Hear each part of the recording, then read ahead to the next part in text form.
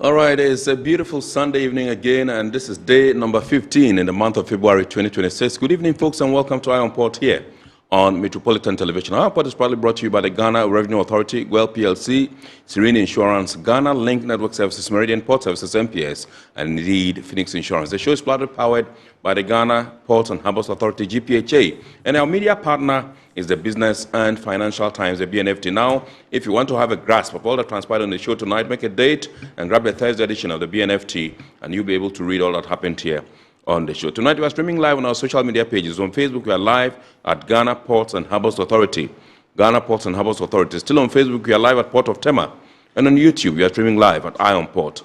Now, we shall be getting interactive with you, so all you have to do is sit back, relax, grab your phones, and send us your messages and comments ahead via our dedicated WhatsApp line, which is writing on your screen, 0538-037353, 0538-037353. And when the time is ripe and I pick signals from the production team, we shall activate the phone lines for you to call in and contribute to the discussion. My name is Kennedy Mona. We are going for a quick break. When we return, we'll continue the show. Please stay with us.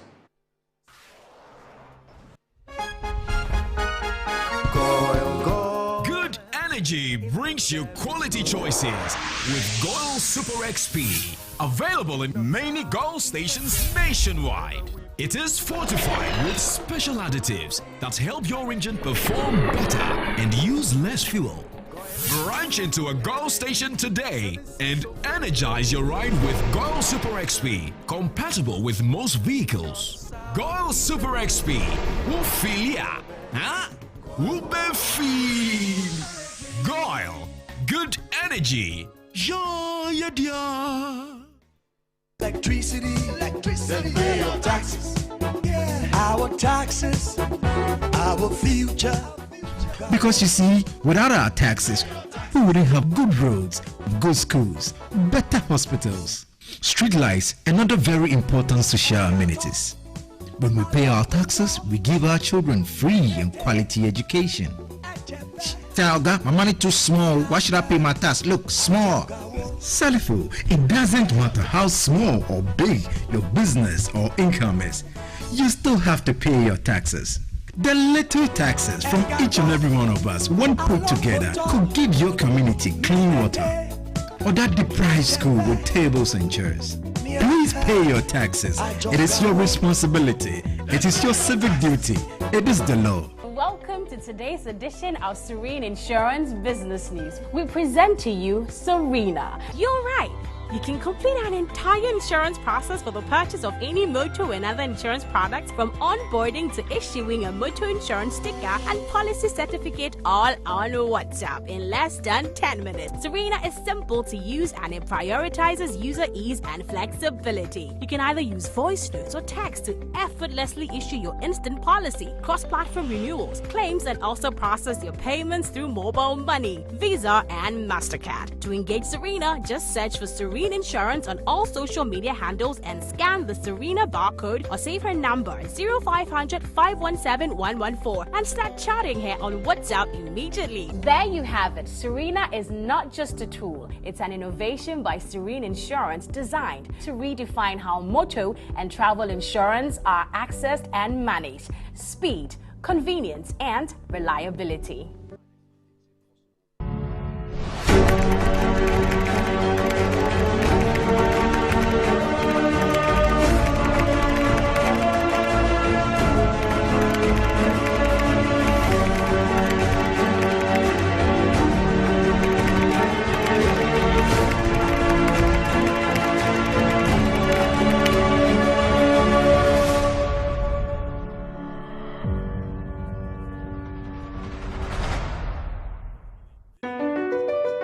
MPS Terminal 3 is Africa's new state-of-the-art container terminal at Tema Port.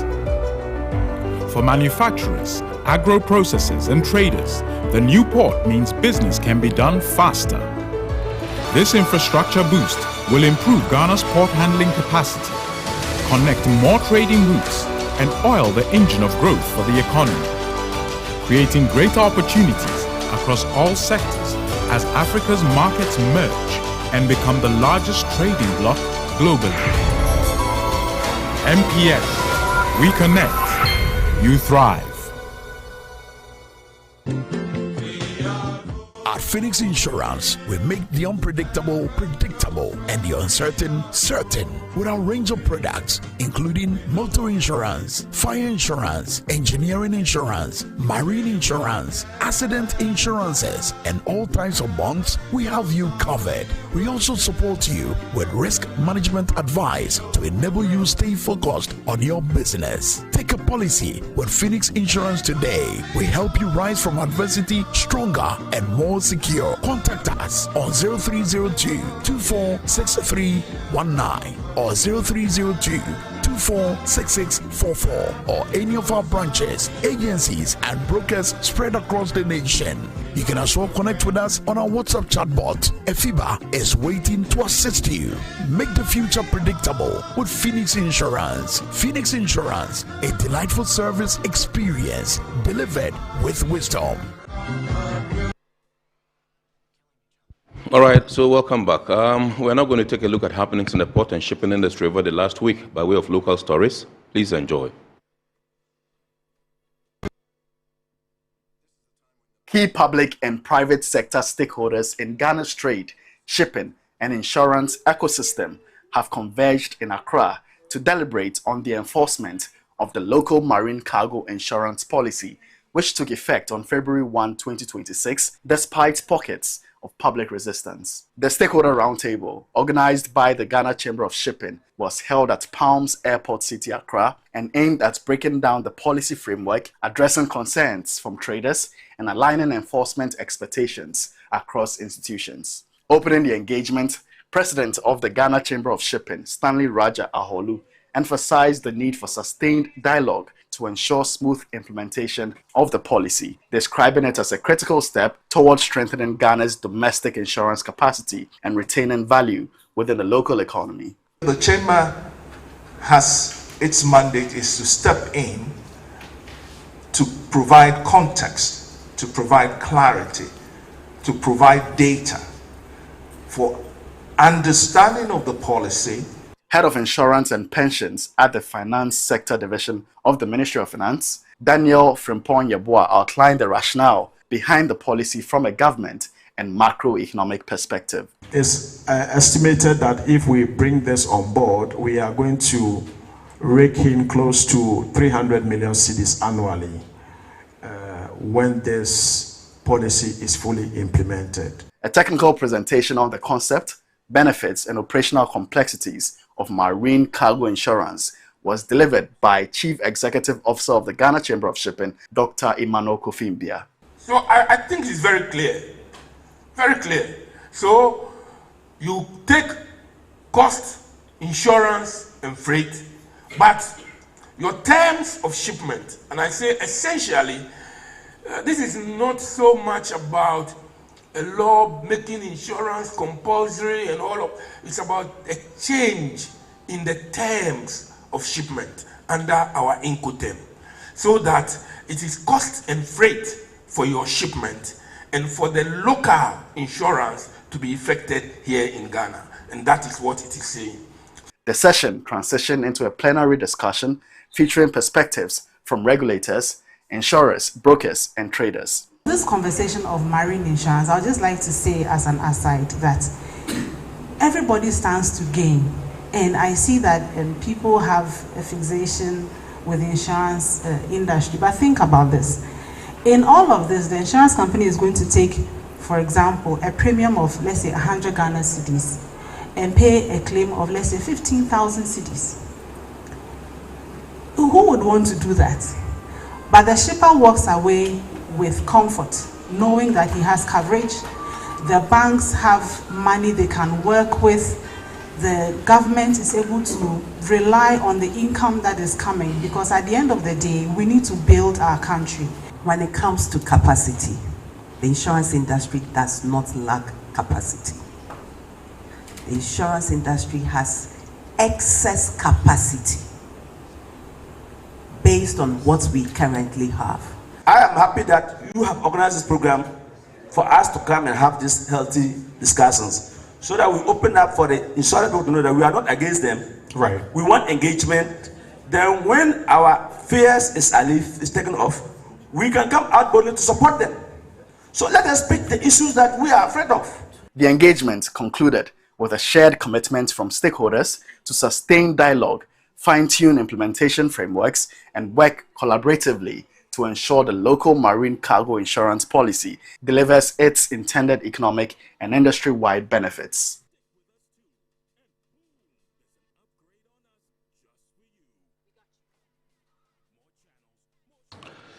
All right, so those were happenings in the port and shipping industry over the last week. We are now going to go for the word or phrase of the day. And remember, the word or phrase of the day segment has been fashioned to bring you up to speed with the terminologies and jargons we use in the shipping industry. And today we are taking a look at canal. Canal.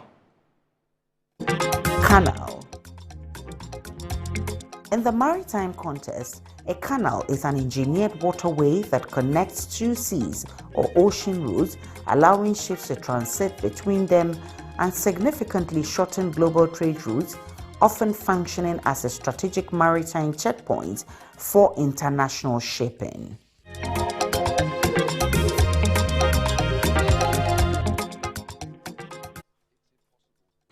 All right, so let's go for some international port and shipping news.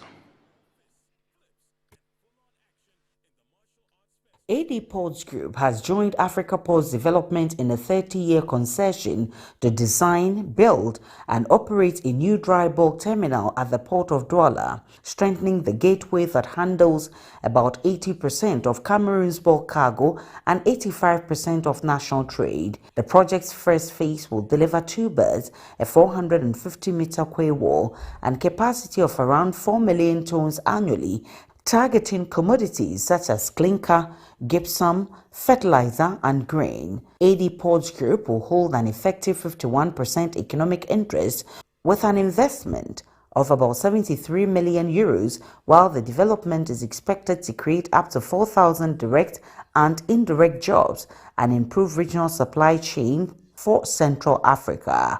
Construction is scheduled between 2026 and 2028, forming part of Douala Port's modernization drive and expanding AD Ports Group's growing footprint across Africa's maritime and logistics sector.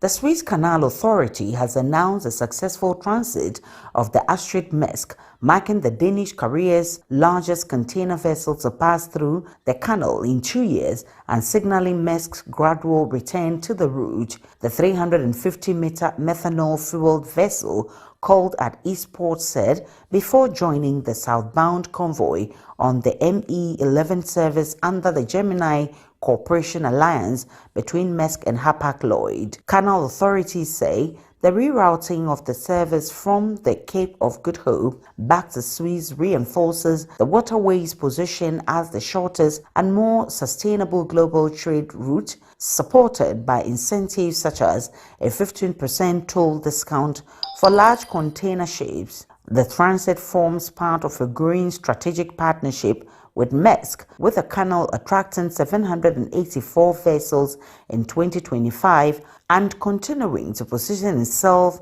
as a key artery for international shipping. All right, so let's now do the health and safety tip for the week. And this week we are talking about ladder safety systems. Ladder safety systems. Ladder safety systems.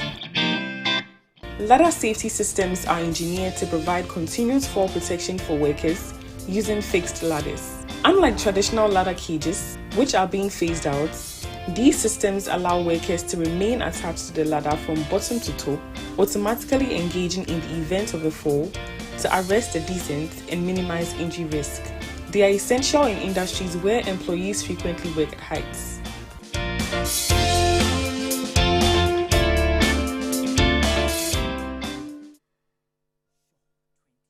Right, so we're delving into our discussion proper tonight, and we're grateful to announce to you that we're continuing what we started last week, and that's the role of customs in protecting society through vigilance and commitment. And last week I told you that this topic came about as a result of the celebration of World Customs Day some 2 weeks ago. Ghana joined the rest of the world to celebrate this particular World Customs Day, which comes off every year every year. And this year's theme was protecting society through vigilance and commitment. And so we sought to unpack what that really means and what we are doing as a country to ensure that the customs, actually get straight to their mandate and do what they're supposed to do to protect the Ghanaian, to protect society in the course or in the line of their business and their work through the ports and points of entry and points of exit and all that. And so last week we were privileged to introduce to you Chief Revenue Officer Samuel Akrofi,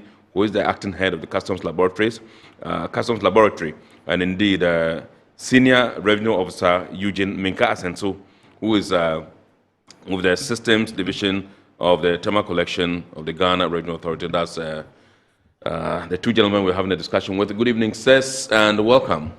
Good evening, and thank you. We would like to say a big thank you to you for obliging us once again. Last week we said we were going to have a part 2, and fortunately for us, yes, you've been able to make it, and we're deeply grateful to you for coming. Let me go straight to Chief Revenue Officer Akrofi. If you can rehash or recap some of the things that we talked about last week, and let's set the tone for today's discussion. And then when you are done recapping, we'll go straight to some of the messages that came last week that we couldn't treat. Deal with that before we zoom into our discussion for today. So please. Right. Thank you very much, and Yes, as sir. usual, good evening to our cherished listeners. Yes, sir. We bring you greetings from the Commissioner General of the Ghana Revenue Authority, Absolutely. Mr. Anthony Sapon, Sapon, sure. and the Commissioner for Customs, Right. Brigadier General Annan. Absolutely. Glover Annan. Yes, last week we explored the topic of customs protecting society through vigilance and commitment, like Yes. you've rightly said, the theme that sets the tone for all customs administrations to rally around the job that we do globally, Yes. protecting the international trade environment whilst mobilizing revenue for our various nations. Yes.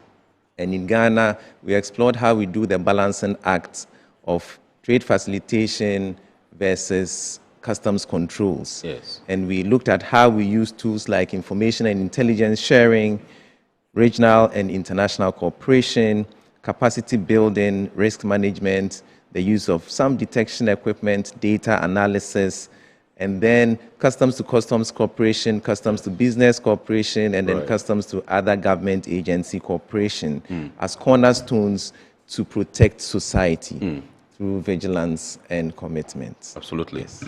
Mr. Hassan, so is there anything you want to add? By way of recap. Oh, okay. So we say custom systems do not forget. Right. So anytime you come through our system, come clean and then provide us with further and better particulars, be concise, since our systems will pick this data, run it through our risk management system, and then produce it when you're coming in again. Absolutely. And then if you don't have a good history with customs, your consignment will be subject to vigorous scrutiny. So you go to red. You go to red, Instead of physical green inspection or instead yellow, of green. absolutely, yes. So to avoid all those things, always when you are coming to us for the first time, take your time and then provide us with accurate and complete documentation, and then we'll be able to allow you to go through successfully. Awesome. So yes, let's go to some of the messages that came here last week that we couldn't. There are two that I want us to deal with. This one is from the name there I see is the Johnsons. Okay, it says, "Hello officers, I am Johnson in Accra, Hacho. We are told the exchange rate at the port is always on the high. One, if it's indeed calculated on the forex rate, it should not be what we witness. And two, why can't we have a flat rate?" Yes. So with Mr. Systems Man.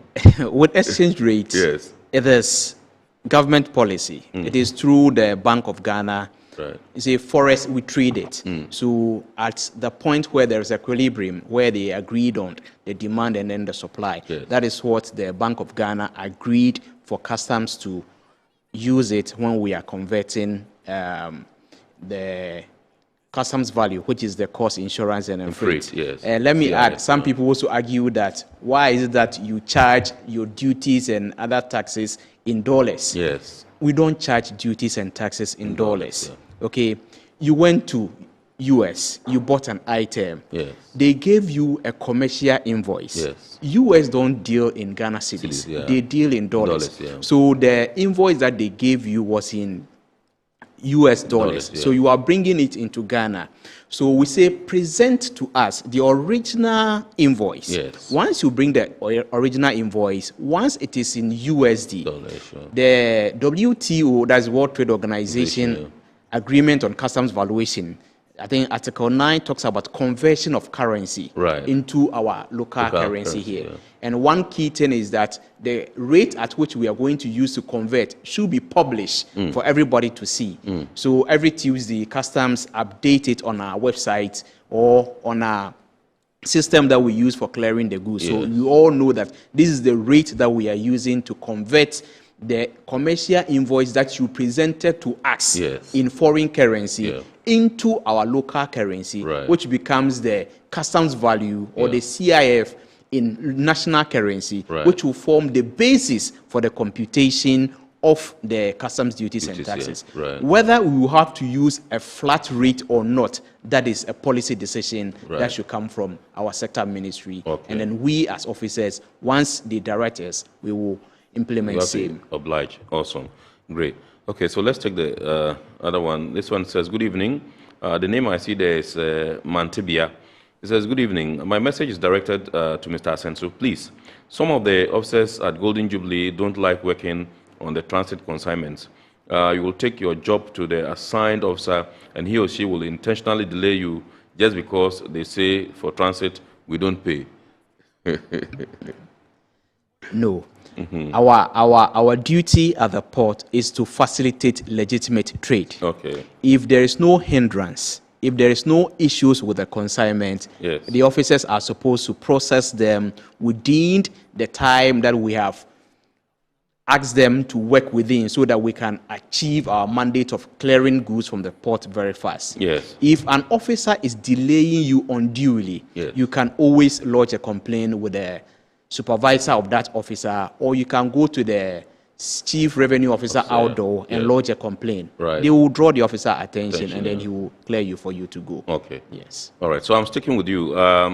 And we would have to talk about the red flags, you know, misdeclarations, undervaluation, false HS codes, altered invoices, suspicious routing, or unusual packaging. Tell us, what are the common red flags? So last week we discussed that when you are coming to us, we say identification precedes classification and valuation. Once customs is able to identify your item, we can easily classify the item for you.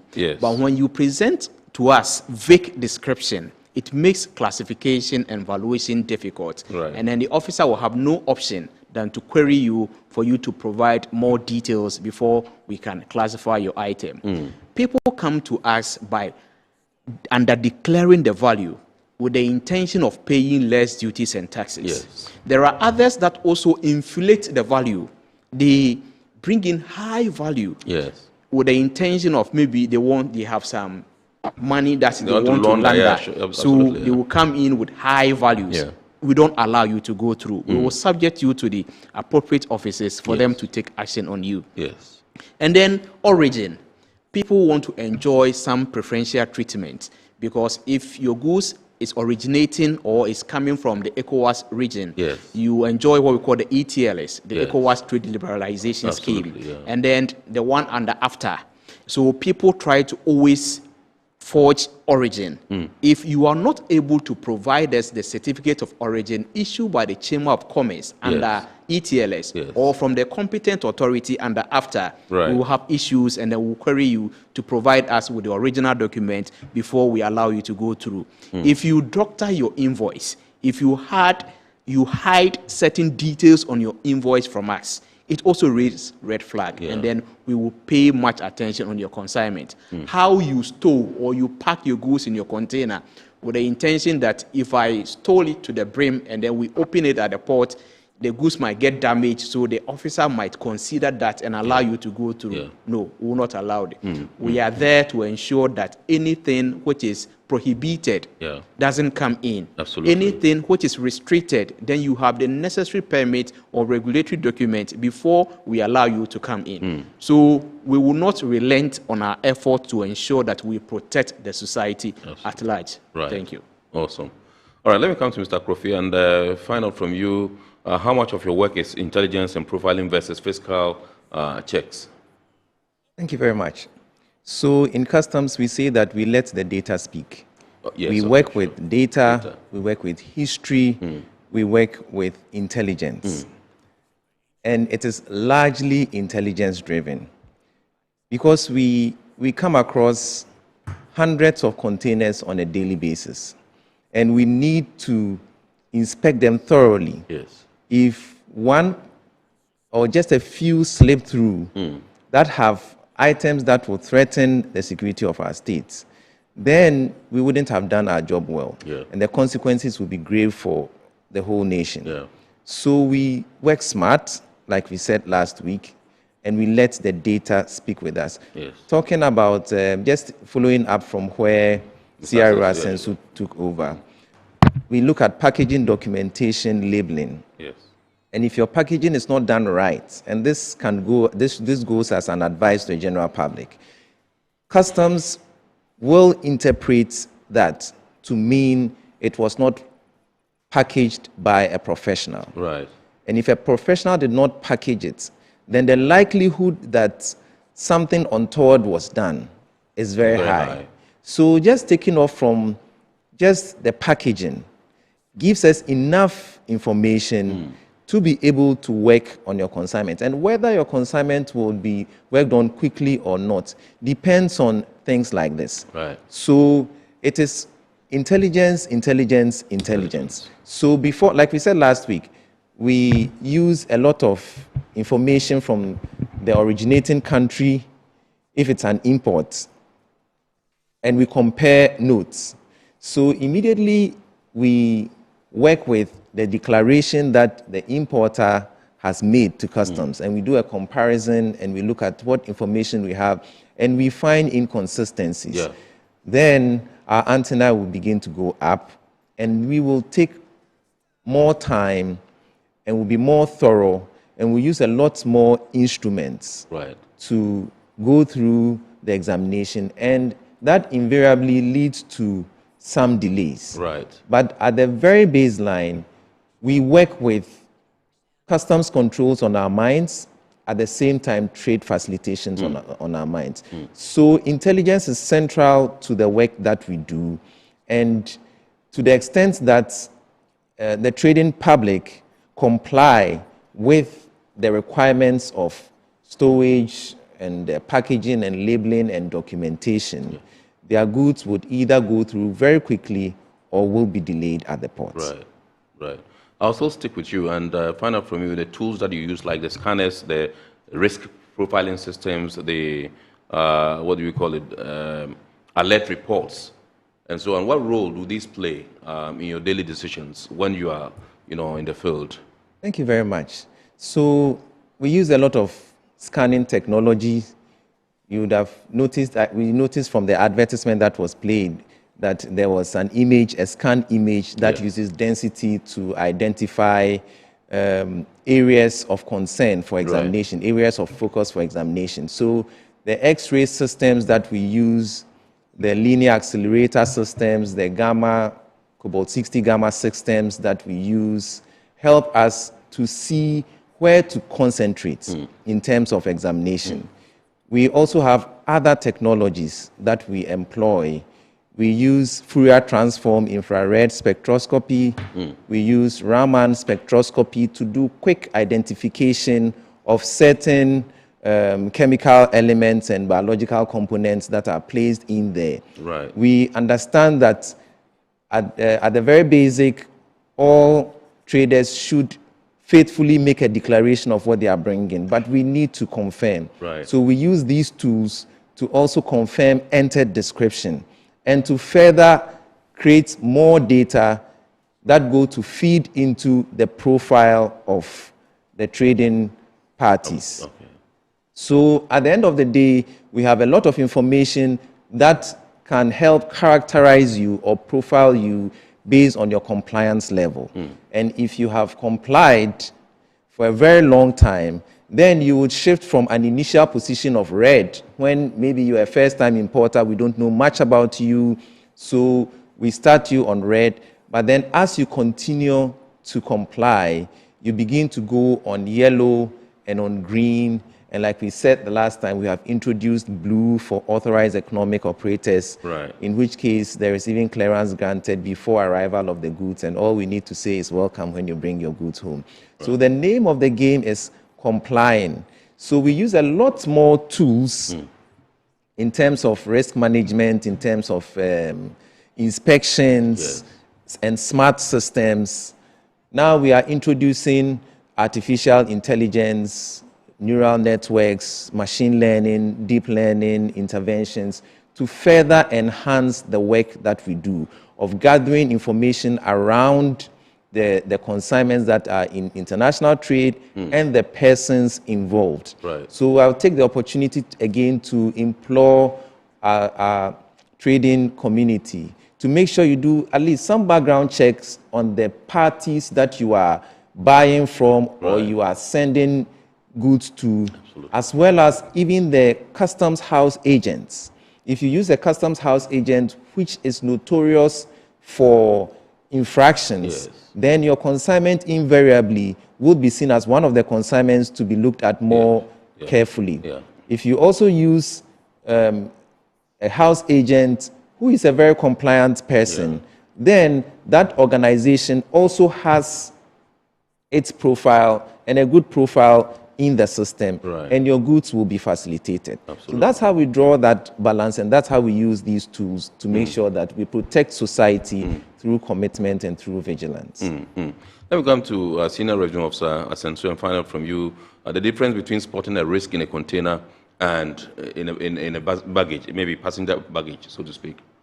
So the underlying principle for spotting a risk in the container and that of a passenger baggage is the same. It's risk management. It is a practice that differs. With containers, we determine risks by profiling the manifest that comes to us. Right. And then the declaration that is submitted to us by the declarant. We check the exporter details, the country the goods are coming from, the HS, the description of the item, the value that you declare, and then we rely on the scanner image, okay? So for containers, before we even open the container, we make decision on them because we have information that we can rely on. Right.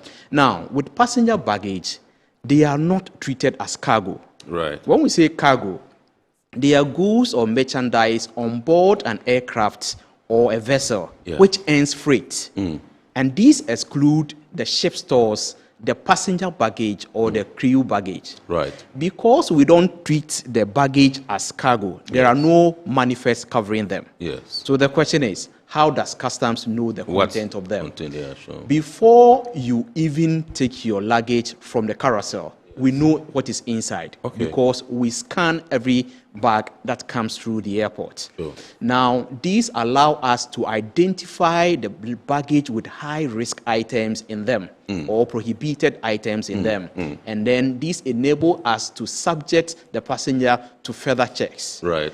There are several factors that we consider before we start the interrogation or we subject a passenger for further checks. Yes. Some of which I cannot mention them here for obvious reasons. Yes. So we don't just look and choose. Yes. Because we have intelligence, we base on that intelligence in doing the profiling and then subjecting certain people for them to go for further checks in their luggages. Yes. Yeah, so I had an experience at the airport. Late last year, I was going to the US, and then I was taking palm oil. Now we had frozen it totally in the gallons, and then it was my bag. So I was at the boarding gate, and then they announced I should come down and help with whatever. I went down, and they said, oh, what's in this bag? Because we can't see, we are not seeing what exactly it's in there. I said, oh, it's palm oil. So I had to go and open for them to check, and then they confirmed that it was palm oil before I got the green light to go. So it means your scanners are becoming... Yes, our system is working. Absolutely. Yes. Absolutely, right. Okay, so let me come to CRO Akrofi and find out from you. It's not only the customs that works in the ports. You work with other agencies. And so I just want to find out from you, from your frontline experience, how does interagency collaboration work during inspections and seizures, and where can coordination improve? For a very long time, we've talked about joint inspections at the ports because of issues of delays. This one will come, the other is not there. They would have to wait for the fellow to come. But I think they've been that clarion call for the clamor for joint inspections and all that. Tell us, how does this kind of collaboration and coordination take place in the ports? Thank you very much. At the very highest levels, there are joint concepts of operations. There are standard operating procedures. There are guidelines to work. You know, it is all about protecting our country in terms of things moving across our borders, protecting our reputation as a country in a committee of nations, and various agencies assigned with specific tasks and responsibilities. So there are so many responsibilities, but then there's a big task to be performed. Yeah. What agency will perform which duty is the question to be answered. And these things are broken down in the various concepts of operations at the very high level. As it cascades to the operational level, sometimes we see overlaps in enforcement because various state agencies have, for instance, the powers of the police, powers of arrest, powers to patrol, powers to seize, and all that kind of thing. And so the collaboration sometimes becomes competition. And that does not inure to trade facilitation. Absolutely. So what is being done to enhance this is to do joint training even of our operational officers. Right. Then they know each other. Then we run simulation exercises, tabletop exercises, and then other things to bring out the gaps, the capacity gaps, and, you know, build the team together, the various teams together. Right. That is how we address this issue. And we also do a lot of information sharing and intelligence sharing. Right. And we are still in the process of creating more guidelines because we seem to come across more innovative ways in which crime is committed, in which we should actually do our work well. And that is how we cascade the tasks of performing these duties from the strategic level to the operational level. So the element of avoiding multiple agencies, you know, repeating the same checks on one single consignment, how does it? So we do joint inspections. Exactly. And you know, at the center is the Integrated Customs Management System, the ICAMS. So all state agencies with responsibility at the ports are hooked onto the ICAMS. And then they are supposed to report on areas relating to the work that they perform. So based on what you're going to report on, you join in the joint inspections. So inspections are not only conducted by customs. They are conducted by customs and other state agencies, depending on the material to be inspected and depending on the intelligence that we have earlier discussed. So if you're bringing a cosmetic, expect that customs would be inspecting it jointly with the Standards Authority, the Food and Drugs Authority. If it's an industrial chemical, then expect that the Environmental Protection Agency, which may have an interest, would come in there and also make their interventions. I have to say that some of the agencies have staff on the ground, others who do not have staff on the ground. Customs performs what is called agency duties. We have specialized officers to perform some specific inspections. So for instance, we don't have the Nuclear Regulatory Authority on the ground, but customs are equipped with scientific officers and they have detectors to identify any radioactive material, radiological material, and things like that. It happens at the borders as well as at the ports. So that is how we do that work. Thank you. Right. All right, so let me come to Mr. Asenso and find out from you. Our ports, we label them as customs ports. And so you play the major role, you play the lead role as far as activities is concerned. I just want to find out from you, who leads in joint operations, you know, in the ports, and what roles are assigned How are rules assigned to the various agencies on the ground? I think in joint operation within the port, customs lead, as it is a customs control area. Yes. Whilst the other agencies handle technical or sector-specific responsibilities according to their various mandates. Now, in all this operation, the overall aim is to ensure that we adhere to global best practices. Right. We ensure that we protect the national interest. We ensure that every revenue that is due the state is collected. Right. And then we ensure that we effectively prevent and neutralize any threat that we identify. Right. Okay. I'll come to Chief Revenue Officer Samuel Akrofi and find out from you. Communication, joint inspections, intelligence sharing, which has improved over the years?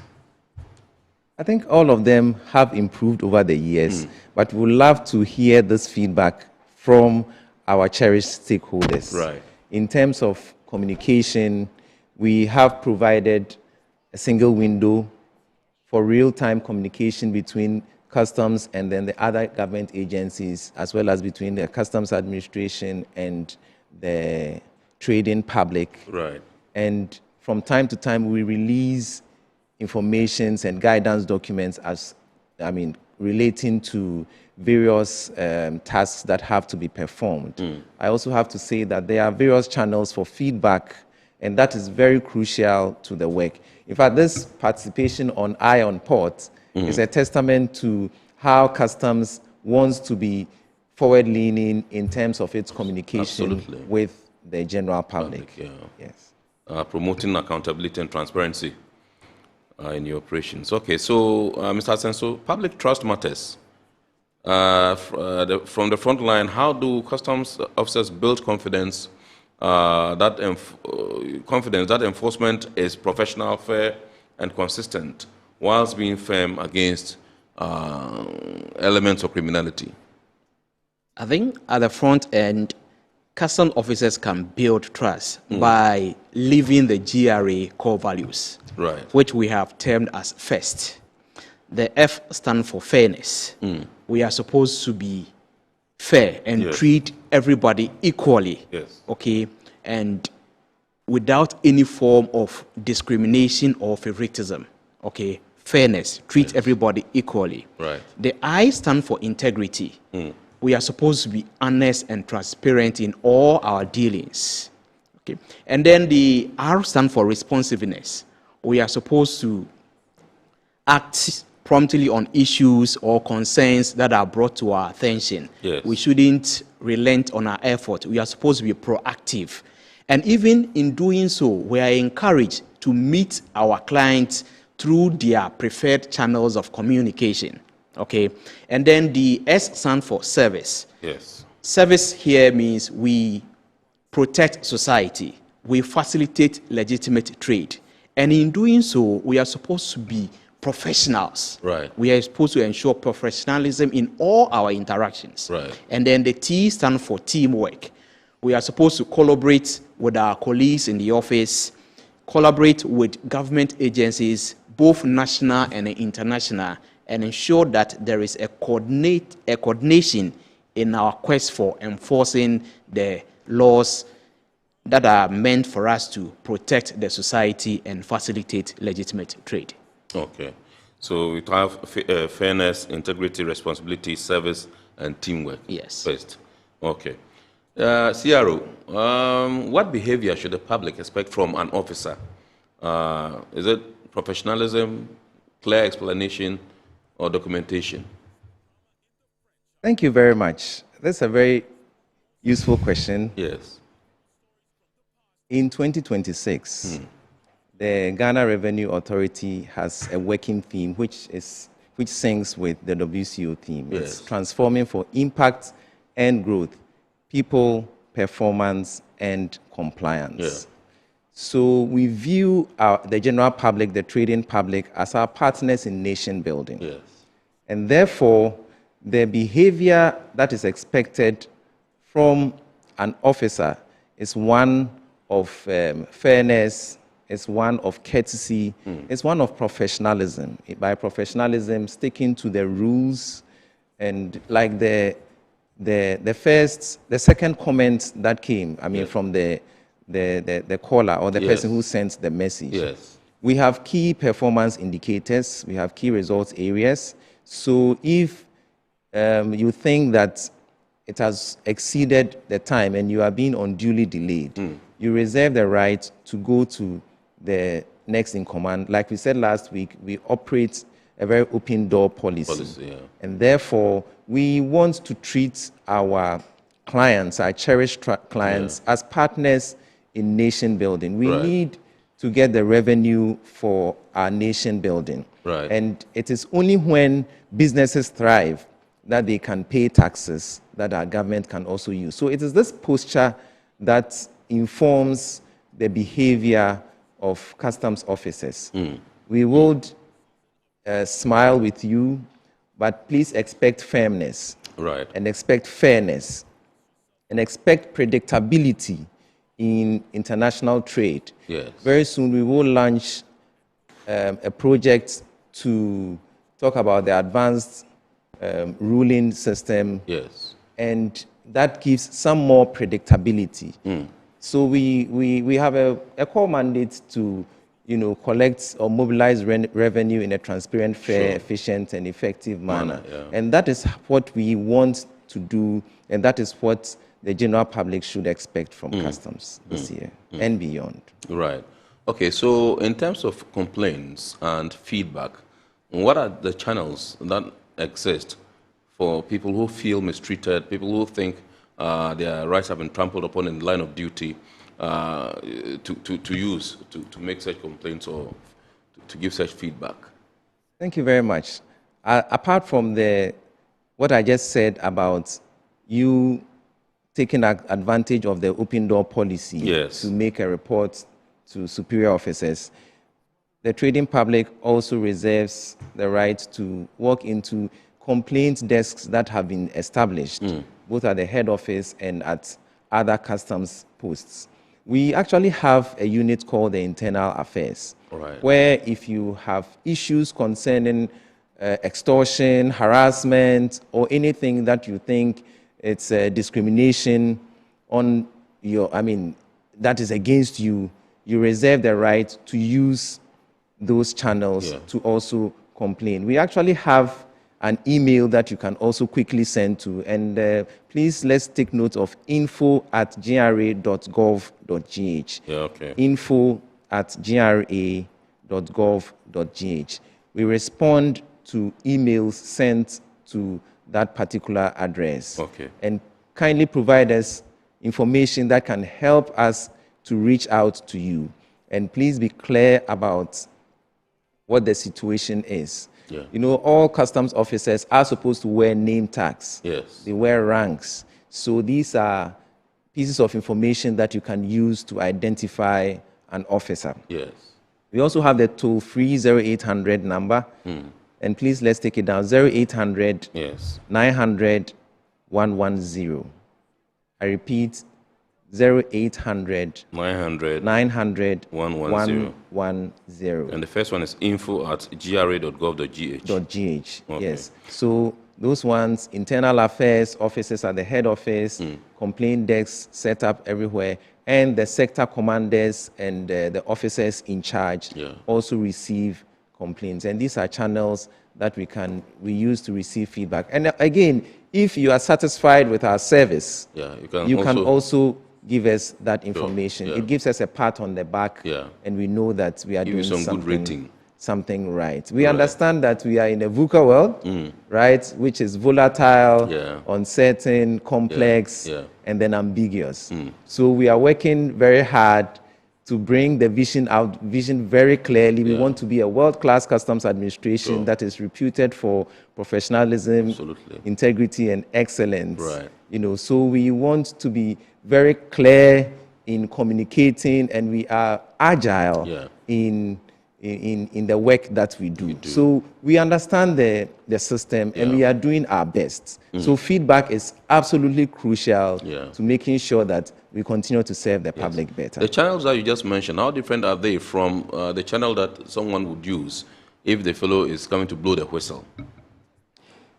I know you have an incentive for people who blows whistle, particularly when it comes to, people who owe the state in terms of taxes and all that. Is that particular channel different from what you just mentioned? Based on sensitivity, I would say that speak to a superior officer. Right.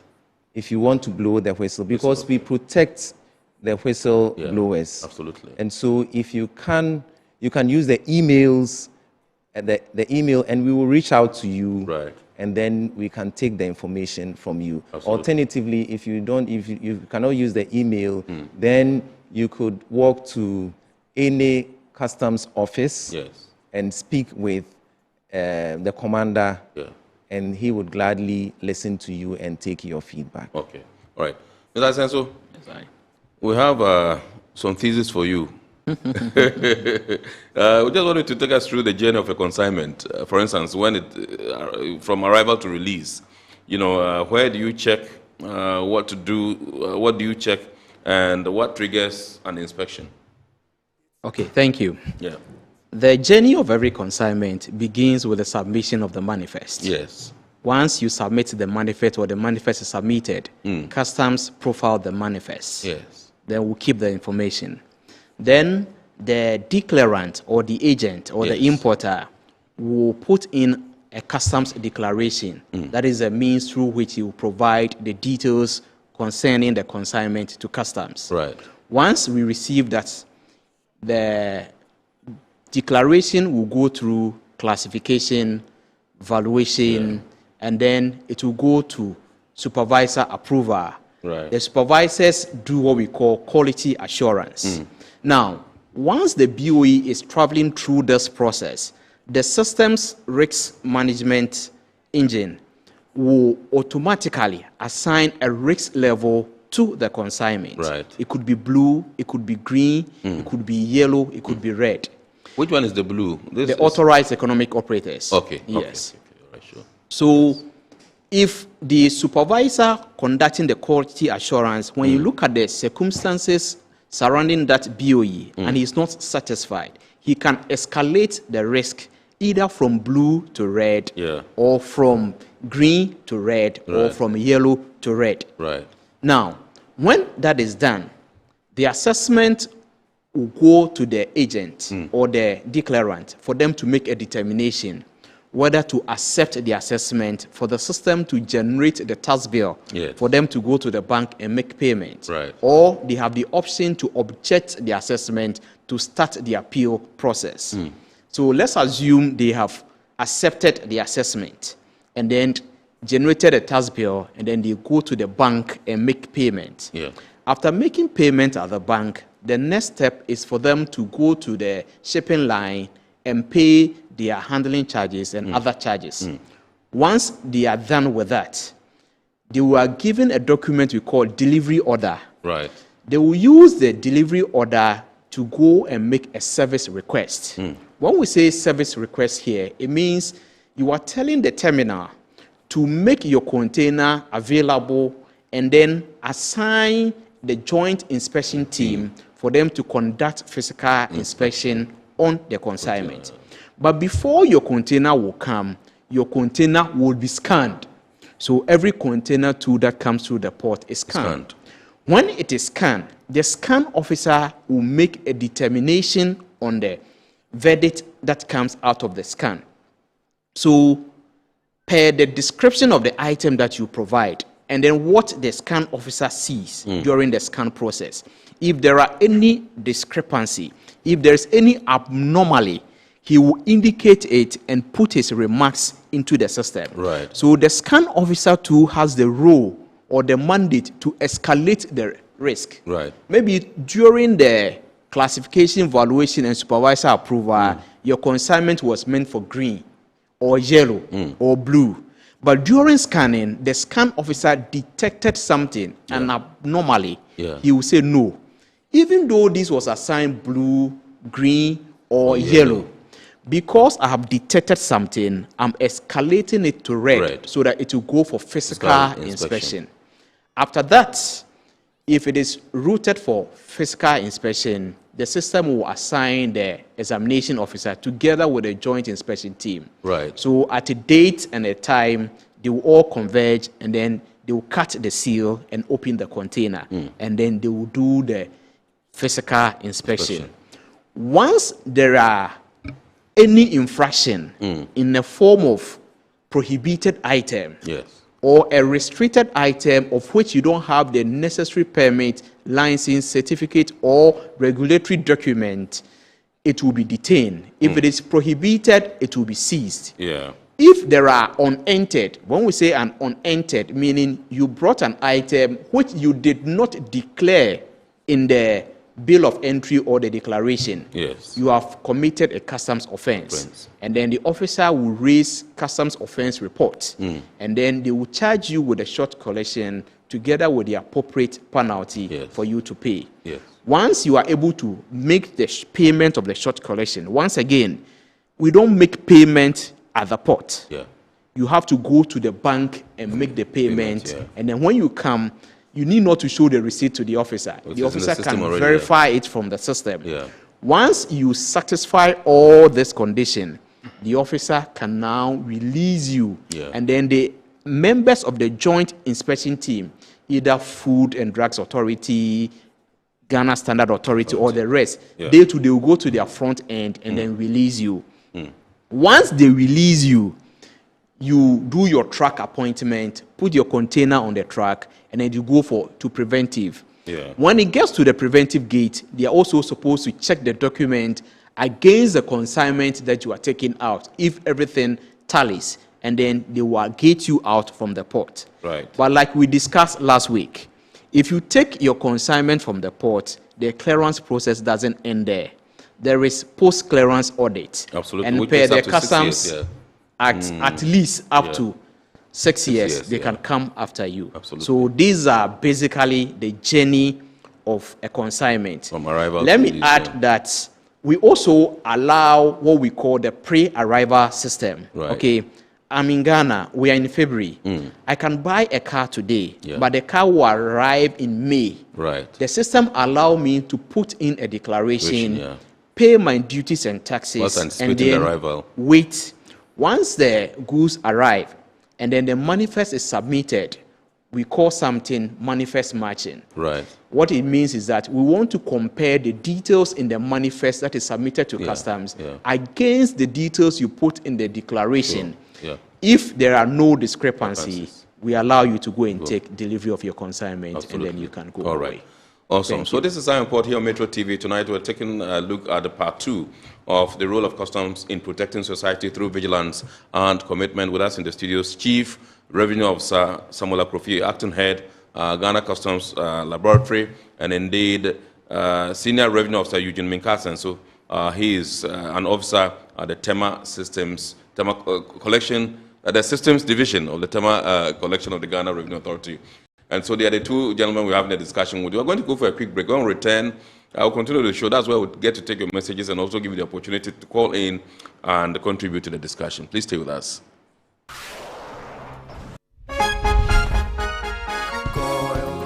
Good energy brings you quality choices with Goil Super XP. Available in many Goil stations nationwide. It is fortified with special additives that help your engine perform better and use less fuel. Branch into a Goil station today and energize your ride with Goil Super XP, compatible with most vehicles. Goil Super XP, Wufilia, huh? Wubefeel. Goil, good energy. Yeah, yeah. Electricity, then pay your taxes. Our taxes, our future. Because you see, without our taxes, we wouldn't have good roads, good schools, better hospitals, street lights, and other very important social amenities. When we pay our taxes, we give our children free and quality education. Talga, my money too small. Why should I pay my tax? Look, small. Selifu, it doesn't matter how small or big your business or income is. You still have to pay your taxes. The little taxes from each and every one of us, when put together, could give your community clean water. Or that deprived school with tables and chairs. Please pay your taxes. It is your responsibility. It is your civic duty. It is the law. Welcome to today's edition of Serene Insurance Business News. We present to you Serena. You're right. You can complete an entire insurance process for the purchase of any motor and other insurance products, from onboarding to issuing a motor insurance sticker and policy certificate, all on WhatsApp in less than 10 minutes. Serena is simple to use and it prioritizes user ease and flexibility. You can either use voice notes or text to effortlessly issue your instant policy, cross-platform renewals, claims, and also process your payments through mobile money, Visa, and MasterCard. To engage Serena, just search for Serena Insurance on all social media handles and scan the Serena barcode or save her number 0500 517 114 and start chatting her on WhatsApp immediately. There you have it. Serena is not just a tool, it's an innovation by Serene Insurance designed to redefine how motor and travel insurance are accessed and managed. Speed, convenience, and reliability.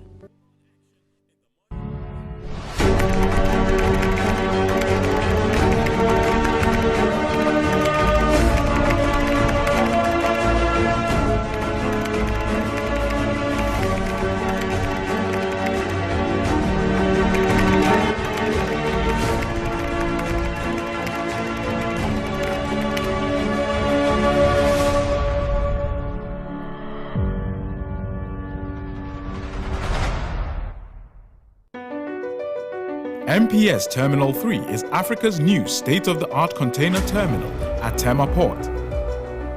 For manufacturers, agro-processors and traders, the new port means business can be done faster.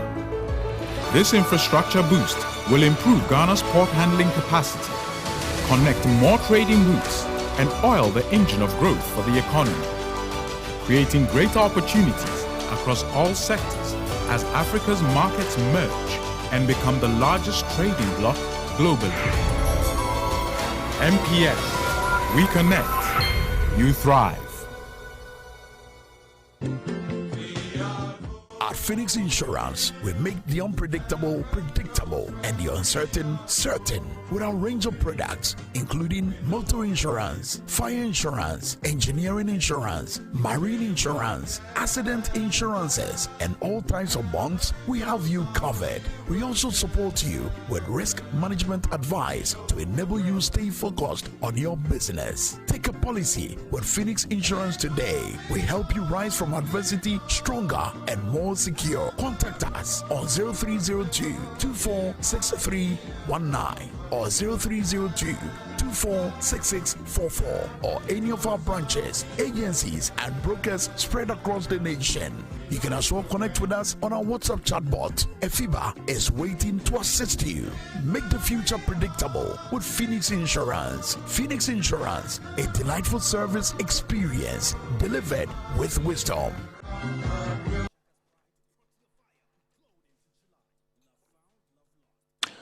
All right, welcome back. So, like I said, we are taking a look at the part 2 of the role of customs in protecting society through vigilance and commitment. With us in the studios, Chief Revenue Officer Samuel Akrofi, Acting Head, Ghana Customs Laboratory, and indeed Senior Revenue Officer Eugene Minkasen. So, he is with the Systems Unit at the Tema Collection of the Ghana Revenue Authority. They are the two gentlemen we're having a discussion with. Now you've got to have the opportunity to call in and contribute to the discussion. The number to dial is right here on the screen, 0245834980, 0245834980. Pretty shortly, we shall also be taking your messages. I've seen some of them. We will be going into the inbox to bring them out to you. And so please make that call if you have anything bothering your mind. And my guest will be candid and glad enough to oblige you and proffer some responses to you. So let's continue in studio. I think we've talked about, we just finished with the journey from arrival to release. And so let me come to CRO, Samuel Akrofi, and find out from you.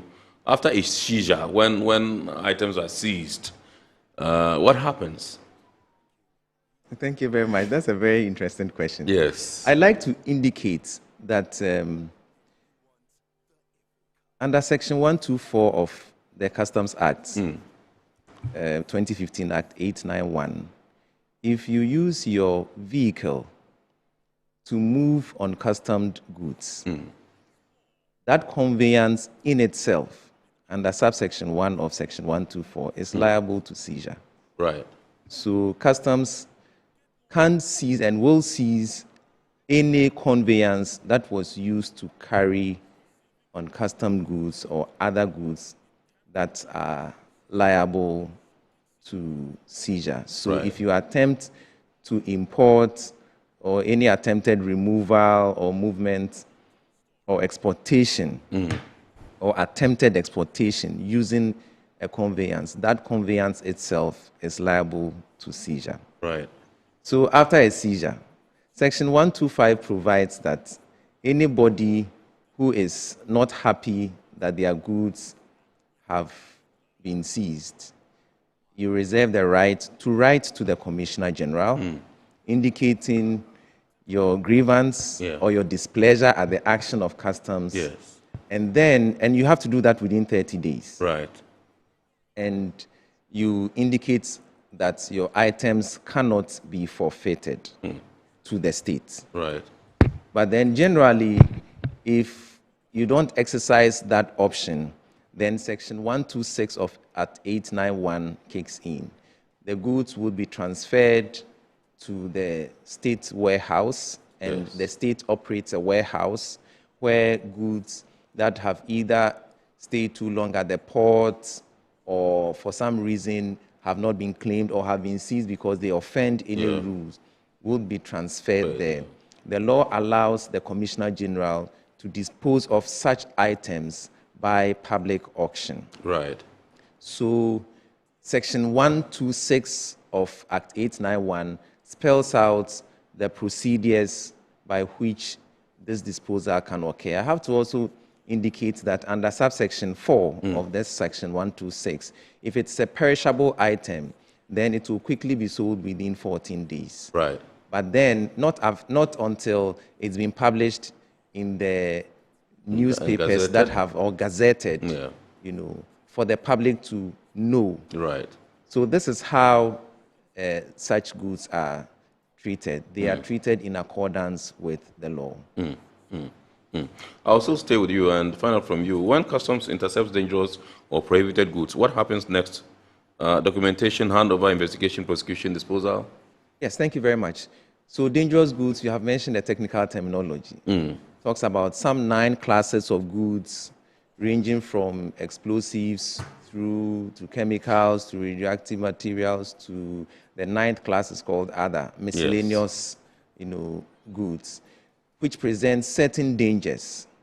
You know, for each of the goods that are involved, there are state competent authorities whom we deal with. So customs deals with these agencies depending on the nature of the dangerous goods. So we either work with the Food and Drugs Authority, seek clearance and authorization from the Food and Drugs Authority, and then or the Narcotics Control Commission, and not because we want to sell narcotics or we want to auction narcotics, but certain chemicals are precursors to some narcotic materials. So we make sure that we seek their guidance to give these items to people who have been certified by the Narcotics Control Agency or to even the Environmental Protection Authority.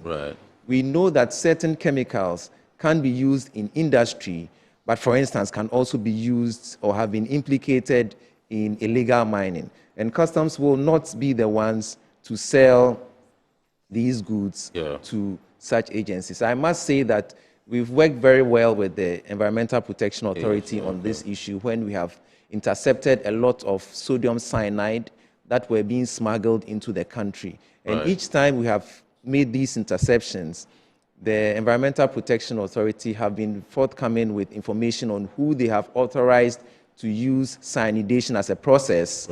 And we make sure that it is auctioned to those organizations that have been properly so authorized.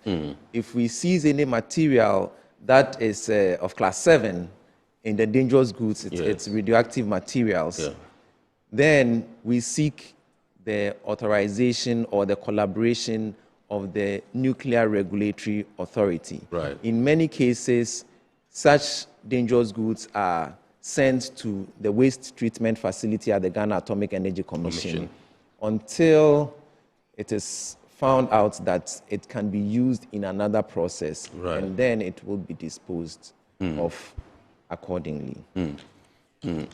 So have there been instances where people have been prosecuted for some of these infractions? Yes, there have been instances of prosecution of people bringing in dangerous goods. Right. Specifically, we can talk about medicines. This year, we've done a number of prosecutions with the Food and Drugs Authority relating to the tapentadol, carisoprodol, or the other opioids that are being imported. And a number of such cases are even in courts. So we do a lot of collaboration, and we want to just implore the general public that customs, you see us wearing the uniform, but there are scientists amongst customs. There are engineers in customs. There are professional people who can identify these materials if you do not move them appropriately. The right thing to do is for such items that are called restricted goods, get a permit, get a license, get a certificate, and you are free. If you think that you can move them anyhow, because you estimate that customs does not have the capacity, you will be very shocked. And we have had a lot of seizures from very respectable people. And then they come back and then they want to plead. But at the time law enforcement kicks in, it will be too late to plead. We are opening our doors. Our doors are open. If you want advice, if you want guidance, please, you can come and get the guidance. Don't wait until we find you in motion and then you come back that you are coming to plead. At that time, the law enforcement cap will be on. And there will be no salvation for such people. We also know that certain people intentionally test the systems. We have noticed, for instance, in the area of radioactive materials, that companies operate in both, say, Ghana and Ivory Coast, or Ghana and Togo, and then they are moving a density, meter, a density gauge meter.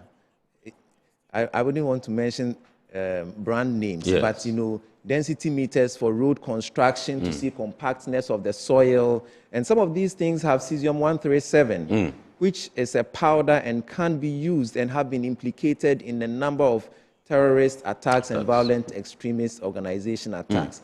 You may be properly authorized to use it in country, but if you are moving it from one place to the other, you have to get the necessary permits. Even if you are moving it from one region of Ghana to the other region of Ghana, we need to make sure that these materials don't go out of regulatory control, and customs will be strict on them. We, together with the regulatory agencies, collaborate, and then we do announced inspections, unannounced inspections, audits, and all that. So we encourage that the processes are not cumbersome. You would notice that the ICOMS is a very, what word can I use for it? It's a very interactive system, which provides the opportunity for the members of the general public to interact with customs and to the law enforcement agencies and other government agencies with responsibility for controlling the movement of these items. Please, let's take advantage of these existing systems. And I encourage importers and companies and organizations to familiarize themselves with the clearance procedures so they don't fall foul of the law. So we work very closely with these agencies and we make sure that the right thing is done and the image and the integrity of Ghana is preserved. Absolutely. Awesome. Awesome. Let me come to Senior Revenue Officer Eugene Minkasan and find out from you now. If a citizen suspects smuggling or sees suspicious goods in the market, what should they do? And why does that information matter to customs? Thank you very much. If anyone notices suspicious goods or notice suspected smuggling, they should immediately inform customs. Right. Confidentiality is assured. We will not disclose the identity of such persons. Again, I'm told management is in the process of reinstituting the informant scheme rewards, whereby persons who are able to give us some information which will lead to certain arrests are given some form of financial rewards. Now, those information are very extremely valuable to us. Right. It helps us identify hidden networks so that we can end the spread of illicit or illegal activities within the country. Right. Such information also help us to protect lives by keeping dangerous goods, dangerous weapons, illicit drugs from the market. Yeah. And by so doing, ensuring that there is a strong national security, and then we'll be able to cramp on those activities that comes in. Right. We say that people who speak up, they really help in protecting the society. Yeah. So we are encouraging the public that if you see something, say something. Thank you. Absolutely. I know that mantra. See something, say something. And how's the response been since you initiated a see something, say something? From time to time, people come, give information, and then it leads to certain arrests. And they get the Benjamins too. So previously, it used to, where people used to get it, and then it ceased. Right. But I think management has been informed that it used to help, so they should bring it back. People so they are volunteer. in the process of bringing it back, so that the public can volunteer and give us intelligence, which we can use it to protect the society and everybody. Absolutely. I'm still staying with you. And the appeal process, we know that there's a system in place for people to appeal, customs house agents and all those things when they are going through the process of, clearing cargo from the ports. How can importers access that, and what do they stand to benefit if they appeal? So, like I was trying to explain when I was taking you through the journey of a BOE. Yes. See, when the assessment is done, we all do the assessment on behalf of the Commissioner General. Right. Once the assessment is done, the declarant has two options: to either object, accept it, and generate the tax bill and go and pay, or object it for it to start the appeal process. If you read Article 11 of the World Trade Organization Agreement on Customs Valuation, it gives the importers the right to appeal customs valuation decision without any penalty. So if customs does an assessment for you and you don't agree with the assessment, you are free to lodge formal appeal, and then customs will look at your appeal and then we will work on it for you. Right. So what areas or what items can you appeal on? One, value. We are talking about transaction value, which is the price you actually paid or payable when the goods were sold for export into Ghana. Right. And it is evident by the commercial invoice. So when you come in and customs reject your transaction value and use any of the alternative valuation methods to value your item, and you are not in agreement, you can lodge an appeal. Right. We call something adjustment, which are the provisions of Article 8 of the ACV, Agreement on Customs Valuation. When we say adjustment, they refer to the additions or subtractions that we make to the price actually paid or payable. So examples are selling or buying commissions, interest, commissions, royalties. We call something assist. If customs adjust any of this and you are not in agreement, you can always lodge a formal appeal and it will be looked at for you. Right. We are looking at classification. Yes. Your HS code. You declare an HS code.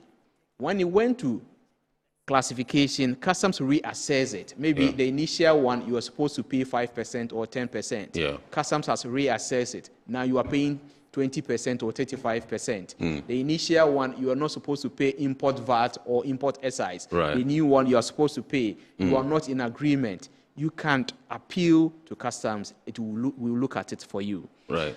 Origin. you are bringing an item, you intend to enjoy certain preferential treatment either under ETLS or under AFTA. Yes. And then customs is challenging the origin of the consignment. So they say because we challenge or we dispute the origin, you are now unable to enjoy those preferential treatment. Yeah. You can appeal to customs. Okay. When your goods are seized, You can appeal to customs when your goods are seized. We'll continue from there. Yes. But let's welcome Frederick. I understand he's calling from Kanda. Good evening, sir. Yeah, good evening. Awesome. Please shoot. Yeah, I want to ask a question. I have a car currently at the port, but I was notified that my chassis has been utilized by another person since 2023. So That I your don't know okay, how I that think you is sent a going to message. solve. Okay, yes. Okay. Fred, Frederick. Yeah, Yes, please go ahead. I'm saying I have a car at the port, Yes. and in the process of clearing it, I was notified that the chassis has been utilized. The chassis by has been another- tampered with. Yeah, the chassis number has been utilized, meaning it has been cleared already. Okay. Yeah, so I don't know how that can be solved. Okay. All right. okay, so Frederick, Yeah. now when you purchase the vehicle, you were issued with a bill of lading. Now the bill of lading captures the chassis of the vehicle. Okay. Yes. Now, if the chassis that you entered in the ICOM system, if it is correct and you have not made any error in terms of omission or addition, it shouldn't give you that problem because chassis are unique. Yeah, to every car. Chassis are unique. Now, the common issue with this is that maybe the goods were consolidated. He gave the bill or the consolidator when he did the breakdown. Some of the consolidated are also self-declarant. Right. So they want to pass the declaration on your behalf. At the end of the day, they will charge you. Right. So maybe he gave the bill to Frederick. Frederick gave it to his or his agent, and his agent is trying to pass the declaration. Because the consolidator has already passed the declaration, His the message, system- his message here says, hello, I'm Sadiq. I'm sure, yeah, the same Frederick from Kanda. I have a car currently at the port, but I was notified that my car chassis had already been utilized by another car since 2023. My car has the original chassis. How does that get resolved? So he wants solution. Yes. So usually you can get the importer giving the bill to two different agents, and then they will all put in the declaration. Right. The system will not allow the two to go through. So you have this issue. Yes. Usually how we resolve this issue is that when he comes in, we will ask him to go to the marker for the marker to conduct physical inspection on the vehicle to ascertain the correct chassis. Sometimes we put diagnostic machines on the vehicle to get the correct chassis. If it matches with what is in the what is on the other car that came in 2023, we will contact the importer that brought the initial one, and then wherever he is, we can ask him to take the vehicle to the nearest customs office, and then we'll assign an officer for him to conduct physical inspection to ascertain that that chassis, at the time of clearance, were there any error, or between the two, which one has been tempered, so that the two are reading the same. Absolutely. Once we get this information, we can easily resolve the issues. Our time is almost up, but I understand we have Stephen from Kaswa. Good evening, sir. Yes, sir. Good evening. Yes, please shoot. Please, I have some issue and I want clarification. Okay. Assuming in my area, I visit DVA to present my bill of lading to check the duty I'm supposed to pay. If the custom officer gave me the amount of this, and then my agent is giving, so what my agent is giving me is contrary to what what should I do? Did you get it? Okay. So he said he gave his car for an officer as a bill of lading for an officer to do an estimate of how much he's supposed to pay as duties and taxes. And then when the actual assessment came in, there are differences in it, or what the agent is giving him, there is difference in it. Now there are two things here. The person who gave you the estimate, it is at the prevailing exchange rate exchange rate change every Tuesday. Yes. So maybe at the time of the actual assessment, there has been a change in the exchange rate. Sure. Again, every vehicle is unique.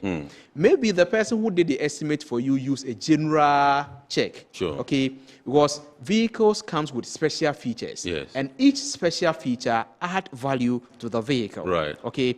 And then another one, if the agent is giving him a different value, he should ask the agent to give him a copy of the customs declaration. When you look on the customs declaration, we have a QR code there. Yeah. You can use the camera of your phone to scan it. Once you scan and you open, it will tell you the actual amount you are supposed to pay as import duties and taxes. Absolutely. Awesome. Awesome. All right, so let's take this last message and then wrap up. It says, please, can I go to the nearby DVLA office and check the duty of my vehicle before contacting the agent? And if the difference contradicts, what should I do? Please, I need clarification. I think this is the guy that just called. Yes. The DVLA don't check values of vehicles. Yeah. If you want to check values of your vehicle, you can check for an estimate on our platform. Absolutely. When you go to external.unipassghana.com and you go to use or duty calculator, and then you go to use vehicle duty calculator, it will give you sample of similar vehicles that has been cleared previously. And how much? And mind you, when you are going through that data, look at the exchange rate that reflects current realities. Okay, there are dates there. So if we are in February, look for exchange rate around February. Don't go and look at 2020 something date and then use that exchange rate. You might see huge variations between the values. All right, so I think we would have to wrap up for today. We'd like to say a big thanks to our guests who have been with us in the studios, Chief Revenue Officer Samuel Akrofi, who is the acting head of the Ghana Customs Laboratory. And indeed, we also have Senior Revenue Officer Eugene Minka Asensu, who is a Senior Revenue Officer at the Systems Unit, Tema Collection, Ghana Revenue Authority. We thank you so much, gentlemen, for making a date and for coming.